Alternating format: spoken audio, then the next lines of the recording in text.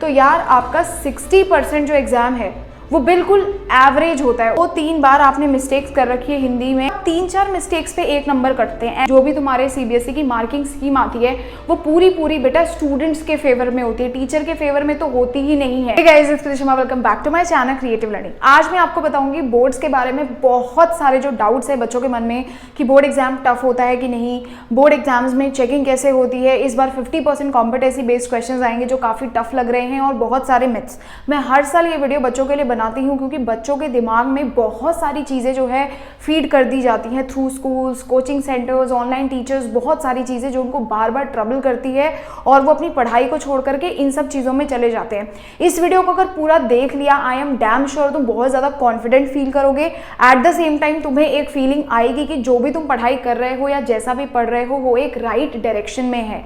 तो इस वीडियो को यार ध्यान से देखना। हर एक चीज़ विद सीबीएसई के जो मेन एकेडमिक करिकुलम निकलता है उसके प्रूफ के साथ ही मैंने वीडियो बनाया है। And I really want you people to aware, make you guys aware about all these things जो आपके दिमाग में बार बार चलती रहती है।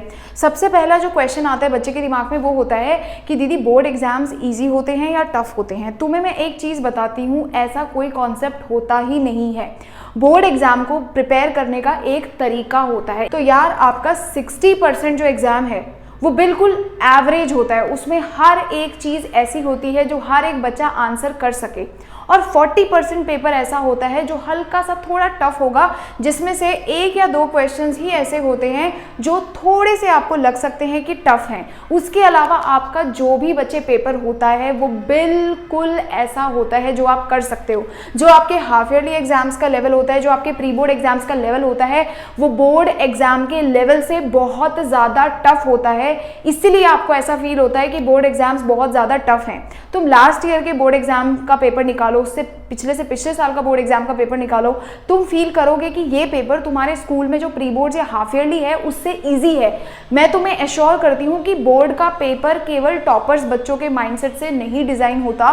बोर्ड का पेपर एक एवरेज बच्चे के हिसाब से ही बनाया जाता है, लेकिन हर एक पेपर में 1 से 2 क्वेश्चंस थोड़े एक्स्ट्रा ऑर्डिनरी होते हैं, ये कंफर्म है। क्योंकि ऑफ कोर्स अगर कोई भी टॉपर निकलेगा तो वो उसी के बेसिस पे निकलेगा, क्योंकि बाकी क्वेश्चंस बहुत ज़्यादा प्रिडिक्टेड और बार बार रिपीटेड ही होते हैं।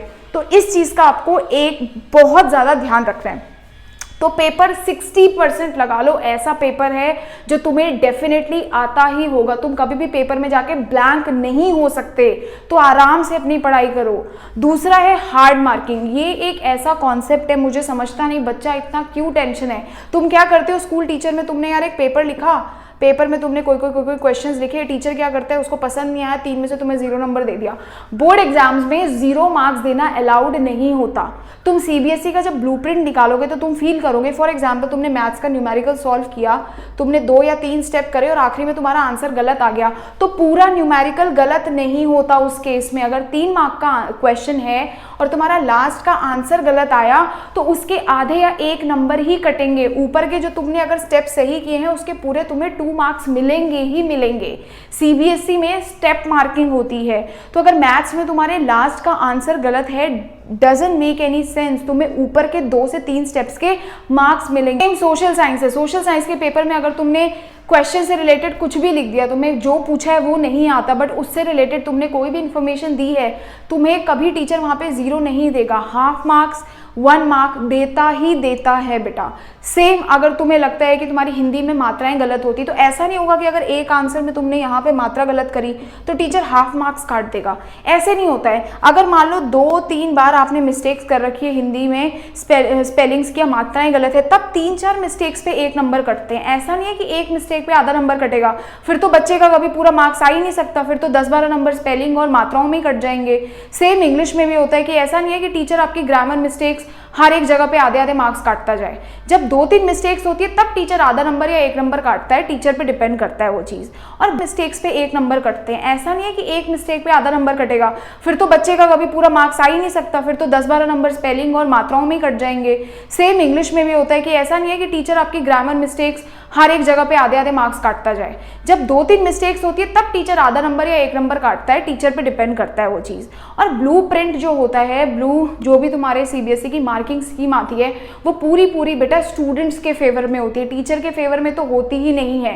टीचर को तो हर जगह फोर्स किया जाता है मार्क्स देने के लिए। आप फॉर्मूला लिख के आओगे उसके आपको मार्क्स मिलते हैं, आपने क्वेश्चन अटेम्प्ट किया अटेम्प्ट के आपको मार्क्स मिलते हैं। तभी बोला जाता है सीबीएसई में कि पेपर कभी खाली नहीं छोड़ के आना है, कुछ ना कुछ अटेम्प्ट जरूर करके आना है, क्योंकि सीबीएसई में लिटरली केवल अटेम्प्ट करने के भी मार्क्स मिलते हैं। तो सब कुछ तुम्हारे फेवर में है, पेपर भी आसान आता है और तुम्हारी मार्किंग भी बहुत अच्छी होती है। अगर तुम सोच रहे हो ना कि प्री बोर्ड्स में तुम्हारे 60 नंबर है 80 में से, तो अगर यही कॉपी तुम्हारी बोर्ड्स में चेक हुई होती तो तुम्हारे नंबर 7 से 8 ज़्यादा ही होते हैं। तो बोर्ड एग्जाम्स में जो नोटबुक चेक होती हैं वो बहुत ज़्यादा अच्छी चेक होती है। It's not like your school teachers की हर छोटी छोटी मिस्टेक्स पे आपके नंबर कटे। अब जो तीसरा सबसे बड़ा सवाल बच्चों के दिमाग में है that is competency based questions. मैं सीबीएसई का ना यहाँ पे ऑफिशियल अपडेट लगा दूंगी स्क्रीनशॉट और नीचे लिंक दे दूंगी, तुम पूरा करिकुलम जाके पढ़ना।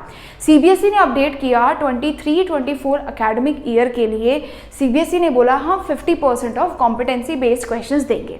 अब पहला सवाल बच्चे के दिमाग में आता है कि कॉम्पिटेंसी बेस्ड क्वेश्चंस क्या है।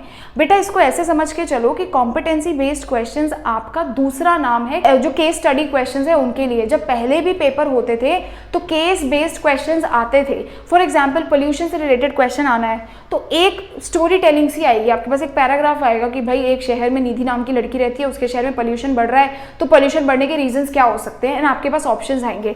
तो कॉम्पिटेंसी बेस्ड क्वेश्चंस कोई ऐसे क्वेश्चंस नहीं है कि बाहर से उठा के आएंगे। तो कॉम्पिटेंसी बेस्ड क्वेश्चंस कैसे क्वेश्चंस हैं, केस बेस्ड क्वेश्चंस, आपकी थोड़ी रीजनिंग पे बेस्ड होंगे। यानी अगर आपने सिलेबस पढ़ रखा है तो केस बेस्ड क्वेश्चंस और जो कॉम्पिटेंसी क्वेश्चंस हैं वो सॉल्व करना बहुत बहुत बहुत ज़्यादा आसान है, बस आपको सही गाइडेंस चाहिए। दूसरी चीज़ है कि सीबीएसई ने बोला है भाई आपके ना 50% कॉम्पिटेंसी बेस्ड क्वेश्चंस आएगा 23-24 में। अब 50% में से उन्होंने बोला कि 20% जो कॉम्पिटेंसी क्वेश्चंस है वो हम एमसीक्यूज के थ्रू पूछेंगे यानी 1-1 मार्क्स में, और जो 30% बच गया कॉम्पिटेंसी वो हम पूछेंगे आपके शॉर्ट क्वेश्चंस में या लॉन्ग क्वेश्चंस में, यानी आपसे 3 मार्क का कोई क्वेश्चन पूछ लिया या लॉन्ग क्वेश्चन पूछ लिया। तो कॉम्पिटेंसी बेस्ड क्वेश्चंस हैं लेकिन वो आपके सिलेबस से ही रिलेटेड होंगे। अब जिन बच्चों को फिर भी डाउट होता है तो वो मेरी तरफ से जो रिकमेंडेशन है एडुकार्ट, उसकी सैम्पल पेपर्स रिसेंट लॉन्च हुए हैं, वो प्रैक्टिस कर सकते हैं देखने के लिए कि पेपर किस तरीके का बन के आएगा। तो ये है मेरे हाथ में यार मैथ्स का सैम्पल पेपर। इस सैम्पल पेपर में आपके कॉम्पिटेंसी बेस्ड क्वेश्चंस हैं, यानी कि वो सारे क्वेश्चंस दे रखे हैं जो इस बार बोर्ड एग्जाम्स में आ सकते हैं या किस तरीके के क्वेश्चंस आने के चांसेस हैं। दूसरा लास्ट 5 ईयर्स के फुली सॉल्व पेपर्स हैं, आपको हर एक चैप्टर का माइंड मैप मिल जाएगा यार, और साथ में आप देखोगे क्वेश्चंस उसके प्रॉपर सॉल्यूशंस भी दे रखे हैं, रिवीजन मैप्स भी दे रखा है। आपको इस बुक में कॉम्पिटेंसी बेस्ड क्वेश्चंस के साथ साथ आप अपने टाइम मैनेजमेंट ट्रिक्स को देख सकते हो, आप मार्क्स ब्रेकडाउन चार्ट देख सकते हो कि अगर आपने 3 मार्क का क्वेश्चन अटेम्प्ट किया है तो आपको कितने कितने स्टेप पे कितने कितने मार्क्स मिलेंगे। तो आप ये एडुकार्ट की ये जो सैम्पल पेपर बुक्स हैं ये आप ले सकते हो, इनका लिंक मैं डिस्क्रिप्शन पे दे दूंगी। इन्होंने ये क्लेम किया है कि इनके पास 50% कॉम्पिटेंसी बेस्ड क्वेश्चंस इनके सैम्पल पेपर्स में हैं। कॉम्पिटेंसी बेस्ड क्वेश्चंस को हाइप ना लेकर के बेटा ऐसे समझो कि competency based questions are just like your case based questions, जिसमें आपको एक सिनेरियोज बता दिया जाएगा और उस सिनेरियोज के बेसिस पे आपसे या तो रीजनिंग के क्वेश्चन, आपसे या तो जनरल क्वेश्चंस पूछे जाएंगे। लास्ट आता है आपका आउट ऑफ एनसीईआरटी और क्वेश्चंस। अगर तुम अभी 11th या 12th क्लास में होते तो मैं तुम्हें बोलती ये फैक्ट कहीं ना कहीं थोड़ा फिर भी ठीक है, बट 10th के केस में कोई भी सब्जेक्ट ऐसा नहीं है जिसमें क्वेश्चन एनसीईआरटी से बाहर आता है, not even a single subject. Hindi, English, maths. अब मैथ्स में बच्चों का स्पेशल होता है कि दीदी आर डी शर्मा करनी ज़रूरी है। मैं हर बार कहती हूँ यार 3 बार तुमने अगर मैथ्स का एनसीईआरटी सॉल्व कर लिया, तुम्हारे 95 मार्क्स कहीं नहीं जा रहे बेटा।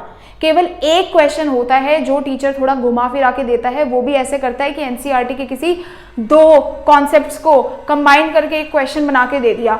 वो बच्चे से होता नहीं है क्योंकि बच्चे सैम्पल पेपर्स प्रैक्टिस नहीं करते, तो वो आपको ऑलरेडी करके रखना है। तो कोई भी क्वेश्चन, ये मेरी गारंटी है, इतने साल से पेपर्स बनते आ रहे हैं।